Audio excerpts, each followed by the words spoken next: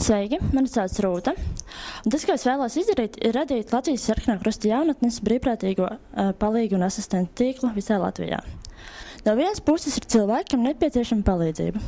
Cilvēki ar kustību traucējumiem, veci cilvēki ar īpašām vajadzībām, bet tikt ārpus mājas, aiziet uz veikalu vai palīdzība ikdienas darbos. No otras puses esam mēs, brīvprātīgie, Latvijas Sarkanā Krusta jaunatnes brīvprātīgie. Mēs sazinamies ar šiem cilvēkiem, satiekamies, mēs ejam viņiem palīgā, mēs viņus izvedam ārpus mājas, mēs aizējam viņiem uz veikalu vai palīdzam mājās.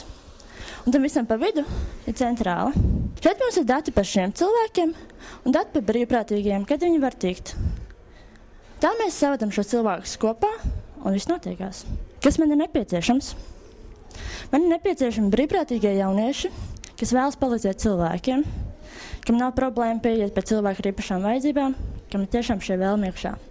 Man ir nepieciešami cilvēki, kas strādās centrālē, kas vairāk kurpsies caur papīriem, runās pa telefonu un vedīs šos cilvēkus kopā. Nepieciešami, protams, ir arī cilvēku kontakti. Tu pats jūti, ka tu nevari palīdzēt, tu man pasaka kontaktus, kas var. Un, protams, ja tu zini cilvēks, kam ir nepieciešama palīdzība, arī šie kontakti ir nepieciešami. Un tā mēs kopīgi radīsim plašu brīvprātīgo palīgu un asistentu tīklu Latvijā. Šeit ir arī man kontakti. Tātad Rūta Friedrichsone @redcross.lv e-pastiņš.